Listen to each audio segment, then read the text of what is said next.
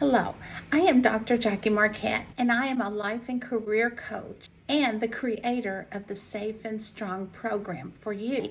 I want to talk with you about the value of choosing a career or a job or hobby with meaning. There are 9 keys that help youth make progress to their goal. Finding meaning is one of those keys. Finding meaningful work isn't just a good thing to do for yourself.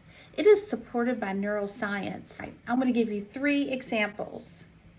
If you are interested in environmental conservation, perhaps you would like to explore being a park ranger or a wildlife technician.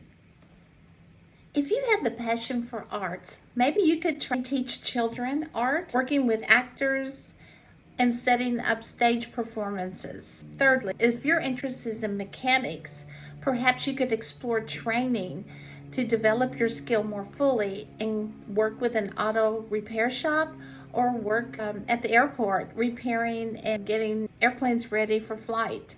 When youth find their purpose and meaning in their work, it impacts their overall well-being and motivation. I have a free downloadable PDF poster and worksheet. See in the description.